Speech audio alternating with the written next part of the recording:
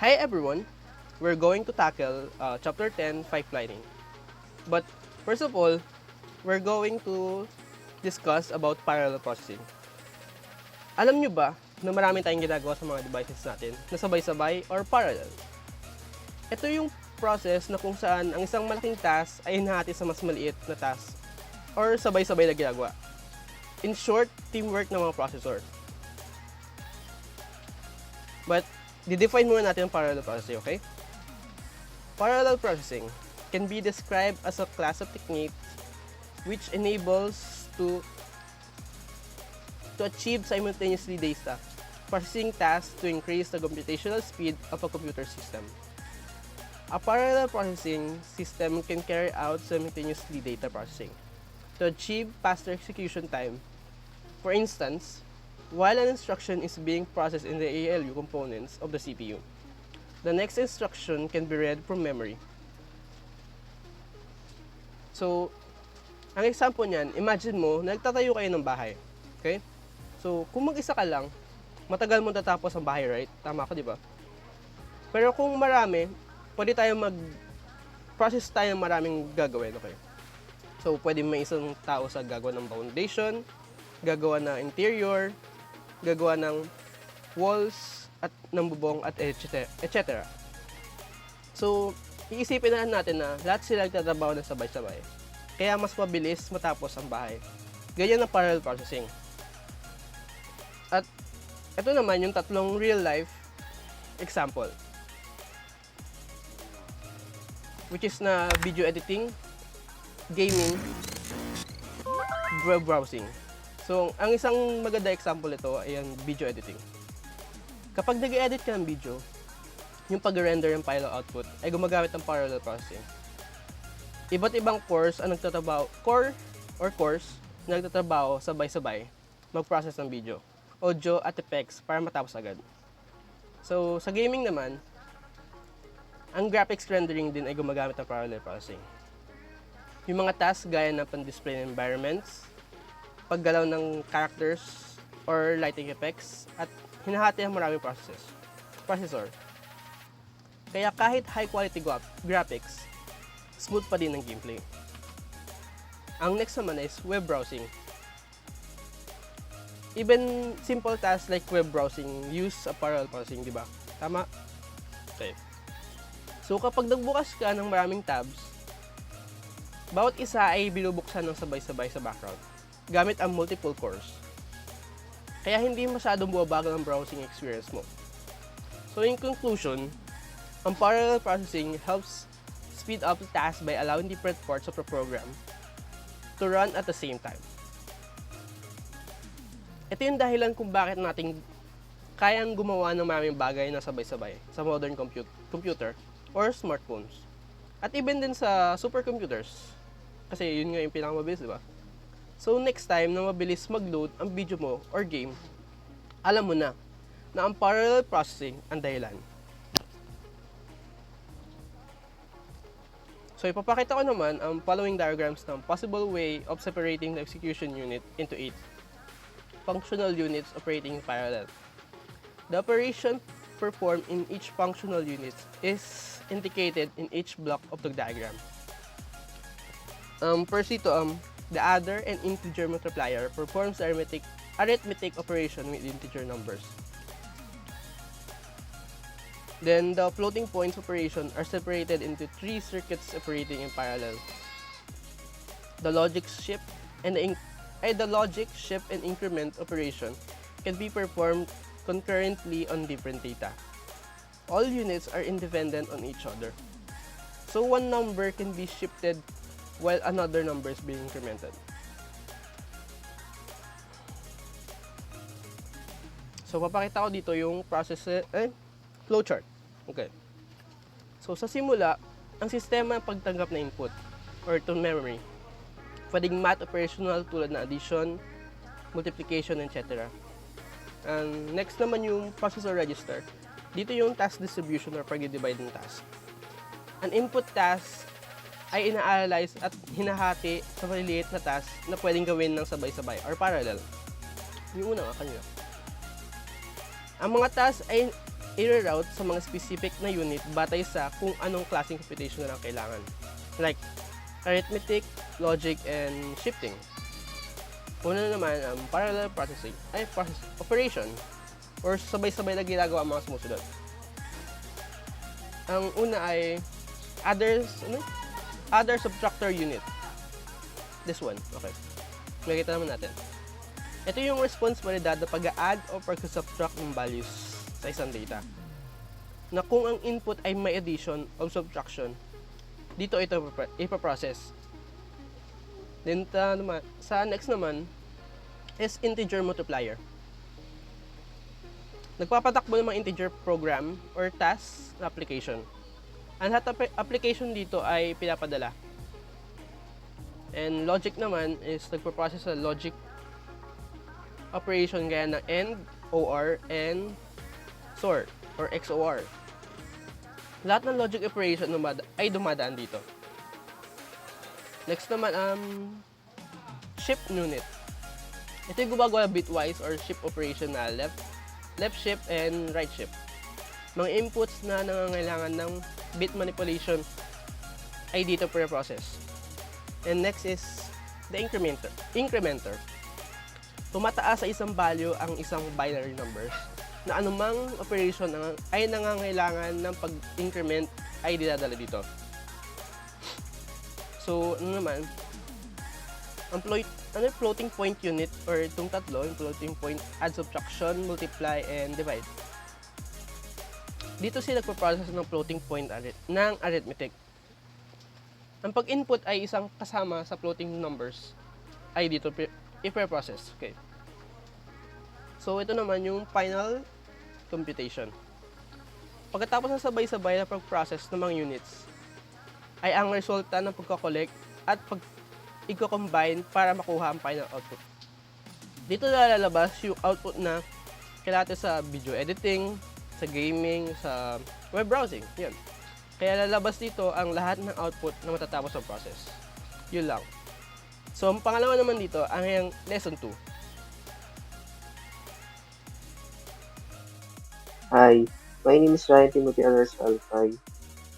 I'm going to tackle this pipelining. The term pipelining refers to a technique of a decomposing a sequential process into a sub-operation, with each sub-operation being executed in a dedicated segment that operates concurrently with all other segments. Isipin mo na gumagawa ka ng isang cake. Sa halip na hintayin matapos ang bawat hakbang bago magpatuloy sa susunod, maaari mong gawin ang iba't ibang hakbang ng sabay-sabay habang pinaghahalo mo ang mga sangkap na isang mangkok. Sa unang bahagi, pinainit mo na ang oven sa pangalawang bahagi at kasabay nito ay pinaghanda mo na rin ang mga dekorasyon sa ikatlong bahagi. Kaya lahat ng hakbang ay nangyayari ng sabay-sabay. Mas mabilis na tatapos ang proseso ng paggawa ng cake.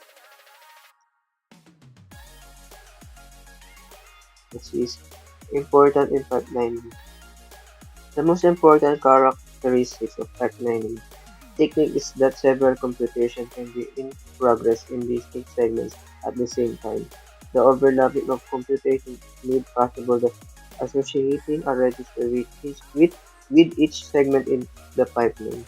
The registers provide isolation between each segment so that can operate on distinct data simultaneously. Isipin mo, ang isang linya ng mga manggagawa sa isang pabrika ng sapatos. Bawat manggagawa may kanya-kanyang tungkulin. Ang unang manggagawa ay naglalagay ng materyales sa sapatos sa unang segment, habang ang pangalawa ay nagtatay sa pangalawang segment, at ang pangatlo naman ay nagpapakintab sa ikatlong segment. Bawat manggagawa ay may kanya-kanyang pyesa tulad sa mga registers upang magawa nila ang kanilang gawain na hindi naapektuhan ng iba. Kaya sabay-sabay sila nagtatrabaho, ngunit bawat isa ay nakatuon sa ibang bahagi ng paggawa ng sapatos.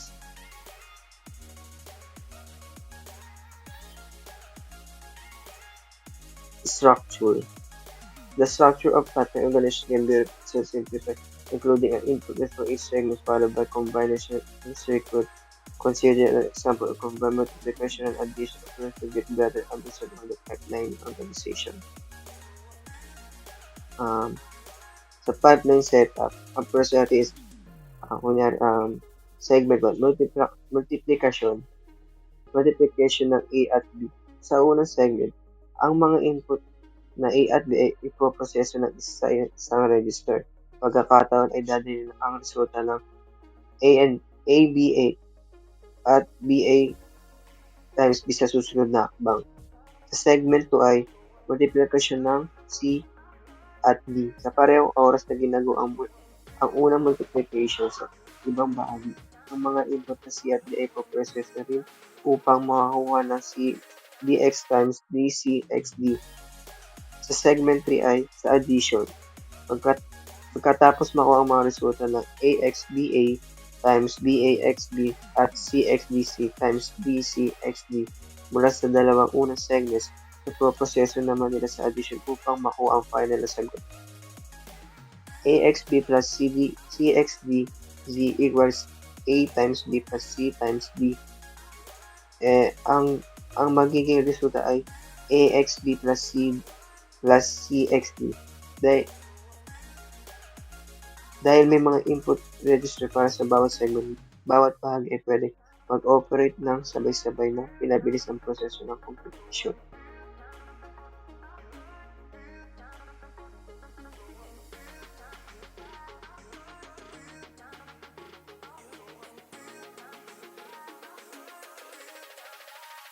Operation. A combined multiplication addition operation is done with stream of numbers such as AIBI plus CI for I1, 2, 3, 0. Operations to be performed on the numbers is decomposed into sub-operation with sub-operation 2 to be implemented in a segment within pipeline. Dito ay sa unang segment ay multiplication. Kunin ang bawat pangalawang segment ay pagdaragdag. Idadagdag ang resultang produkto sa katumbas na CI. Halimbawa, A1 B1 plus C1 and A2 B2 plus C2 and A3 B3 plus C3. Diba pa result? Matatapos ang bawat sub-operation kung ang final result para sa bawat ay R1 equals A1 B1 plus C1, R2 equals A2 B2 plus C2, R3 is A3 B3 plus C3, and magiging sa R7 equals A7 and B7 plus C7. Ang buong proseso ay nagiging serye ng mga sub-operation na maaaring hati-hatiin na sa isang pipeline kung saan ang bawat segment ay may sariling tungkol tulad ng multiplication.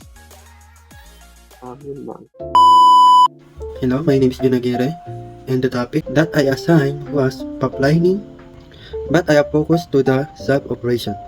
So, here we go. The sub-operation performed in each segment of the pipelines are defined as R1, AI, R2, BI, input AI and Y, R3, R1, R2, R4, CI, multiply and input CI, R5, 3, R3 plus R4 and CI to product.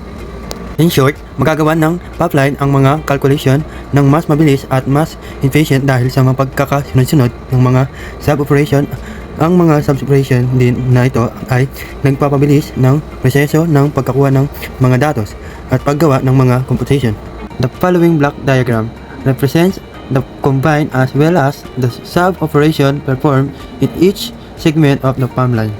So, mga bawat yugto ay nagpapatupad ng isang tiyak na operasyon sa input data at nagpapapasa ng mga prosesong data sa susunod na yugto na bumubuo ng isang pipeline ng mga kakaugnay ng mga yugto. Register R1, R2, R3, and R4 hold the data and the combinational circuit that operates in a particular segment. The output generated by the combinational circuit in the given segment is applied as an input register of the next segment. From the block diagram, we can see that register R3 is used as one of the input registers for the combinational under circuit. In general, the pipeline organization is applicable for two areas for computers design, which includes arithmetic pipelines, instruction pipelines. Ang arithmetic pipeline ay ginagamit sa mga floating points operation, multiplication at iba pang computation upang mapabilis ang pagproseso ng mga operation na ito. Sa ganitong paraan, mas papabilis ang pagproseso ng mga computation at mas maging efficient ang paggamit ng system. Ang instruction pipeline ay tumutukoy sa proseso ng pagbabasa ng mga instruction mula sa memory habang ang mga naunang instruction ay nasa iba pang bahagi ng pipeline at kasulukuyang na-execute. Ito ay isang paraan ng pagpapabilis ng pagproseso ng mga instruction sa isang computer system. Sa ganitong paraan, hindi na kailangan hintayin ang isang instruction na matapos bago mabasa ang nasusunod na instruction. So hi everyone, so today I'm going to discuss lesson 3, which is arithmetic pipeline. So first, what is arithmetic pipelines? Arithmetic pipelines are mostly used in high-speed computer. They are used to implement floating points operation, multiplication of fixed points number, and similar computation encountered in scientific problem solved. Sa madaling salita, yung arithmetic pipelines is ginagamit o isang paraan para mapabilis ang pag-execute sa isang problem. So we have here the example for floating points addition and subtraction. We have x and y. So yung a at saka b natin dito, ito yung tinatawag nating mantisas, which is sa x merong 0.9504 and sa y naman merong 0.8200 multiply by 2. Yung 2 naman natin dito is tinatawag nating base value, which is sa x merong 10 and sa y merong 10 din. So yung small letter a and b naman natin dito is tinatawag nating exponent, which is sa x merong 3 and sa y merong 2. So yan yung ating dalawang example for floating point binary numbers. So next, the combined operation of floating points addition and subtraction is divided into 4 segments. So each segment contains the corresponding sub-operation we will perform in the given pipeline. So first, we have compare the exponent by subtraction. 2. Align the mantisas. 3. Add or subtract the mantisas. 4. Normalize the result. So in the next slide, we will discuss each sub-operation in more details. Hi, I'm Ervin Pablo. I'm here to discuss the arithmetic pipeline organization for floating point addition and subtraction. As you can see here, the exponents represents the small letters A and B, and the mantissa represents the big letters A and B. The R means registers, which ensures that the result from one step are safely stored and available for the next step in the pipeline. Here we can see the first segment is compare exponents by subtraction. The second segment is choose exponents and align the mantissa. The third segment is add or subtract the mantissa. And the final or the fourth segment is the normalize the result. Now let us discuss this segment further. The first segment is compare exponents by subtraction. The exponents are compared by subtracting them to determine their difference. The larger exponent is chosen as the exponent of the result. You see here in our example, the exponent of x is 3 and the exponent of y is 2. So we need to subtract the smaller exponent to the larger exponent, 3 minus 2, so we get 1. Now that we know the difference in exponent, we go to segment number 2, which is align the mantissa.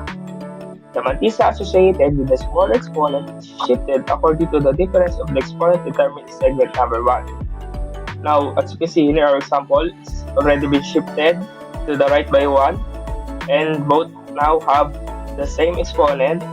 Now, both numbers are on the same exponent, so they are ready to be added. The third segment is add mantissas. Now, both mantissas are aligned, so we simply just add them. As you can see here in our example, J equals to 0.9504 plus 0.0820 equals to 1.0324 times 10 to the third power. So after adding them, we need to go to segment number 4, which is normalize the result. So as you can see here, this is the standard format. J equals to 0.324 times 10 to the fourth power. Lesson 4, Instruction Pipeline. Ano nga ba yung instruction pipeline? Instruction pipeline. Pipeline processing can occur not only in the data stream but in the instruction stream as well. Most of the digital computers with complex instructions require instruction pipeline to carry out operations like fetch, decode, and execute instructions. Yung pipeline processing is a widely used in computer system para mas mapabilis at mas efficient siya gamitin. It enables the execution of multiple tasks na mahati-hati yung task sa mas maliit or sequential stages, where each stage performs part of the overall process. Sa mga digital computers, lalo na sa may mga complex instruction sets, mahalaga ang instruction pipeline. Sa mga pagsasagawa ng mga pangunahing operasyon tulad ng fetch, pag-decode at executing instructions. In general, the computer needs to process each instruction with the following sequence of steps. The first one is the fetch instructions. The processor retrieves instruction na nanggagaling sa memory kapag na-stored na. Second one is decode instruction. Dito naman, once fetched, the processor interprets or decodes the instruction para mas maintindihan kung anong operation ang kanilang gagawin. Calculate the effective address. If the instruction involves accessing data, the processor calculates the effective address of the data in memory. Fetch the operands. The processor retrieves the necessary data from memory na ginagamit to perform the operation. Execute the instruction. The processor performs the operation indicated by the instruction, such as arithmetic or data movement. Lastly, store the result. After execution, the result is stored in the appropriate location, either in memory or in a register, depende sa instruction ng isang task. The overall of this 6 stages is to ensure na yung instruction is na process siya truly to contribute the smooth operation of the computer system. A 4-segment instruction pipeline combines 2 or more different segments and make it a single one. For instance, the coding of the instruction can be combined with the calculation of the effective address into one segment. The following block diagram shows a typical example for a 4-segment instruction pipeline. The instruction cycle is completed in 4 segments. Fetch instruction from memory. Ang unang hakbang sa cycle ay ang pagkuha ng instruction mula sa memory. Pinapakita nito ang mga CPU ay nag-access ng instruction mula sa memory na maaaring hinahawakan ng program counter or tinatawag na PC. Code instruction and calculate effective address. Sakbang naman ito, ang instruction na kuha ay dinidecode upang mas maintindihan ng CPU kung anong operasyon ang dapat isagawa. Kasama rin dito ang pag-calculate ng effective address kung anong instruction ang gumagamit ng memory upang tukuyin ang data. Sa branch naman, or tinatawag na conditional check, pagkatapos ng decoding, kung ang instruction ay isang branching instruction tulad ng jump o branch, nagdedesisyon ang CPU kung kailangang sundan ng branch. Kung yes, ililipat ng control sa isang bagong instruction. Kung no naman, magpapatuloy ito sa susunod na step. Fetch operand from memory. Kung hindi ito ang isang branching instruction, kukunin ng CPU ang mga operand mula sa memory o register kung needed. Ang operand ay ang data na gagamitin sa instruction. Execute instruction. This time naman, pinapatupad na ng CPU ang mga decoded instruction at ang mga resulta ng operation ay maaaring ilagay sa isang register o i-update ang memory. Sa interrupt naman, pagkatapos ng mga pagpapatupad, sinusuri ng CPU kung mayroong anumang interrupt na kailangang ayusin. Kung may interrupt, magpapatuloy ito sa interrupt handling. Kung wala, magpapatuloy ang execution sa susunod na instruction. Sa interrupt handling naman, kung may interrupt, ipoproseson ito ng mga CPU. Ang mga interrupt ay karaniwang mga sign na kailangang sikasuhin agad ng processor, tulad ng input mula sa keyboard o isang hardware malfunction. Update PC. Kung walang interrupt o pagkatapos maproseso ang interrupt, i-update ng CPU ang program counter upang ituro sa susunod na instruction na kailangang isagawa. Empty pipe. Kapag natapos na ang isang buong cycle ng instruction, ang pipeline ay isa-set muli o i-declare na para sa susunod na instruction. Maaari mong gamitin yung diagram na yan upang mas mapaliwanag kung paano nagaganap ang bawat hakbang sa loob ng isang CPU instruction cycle. And that is all. Thank you for watching.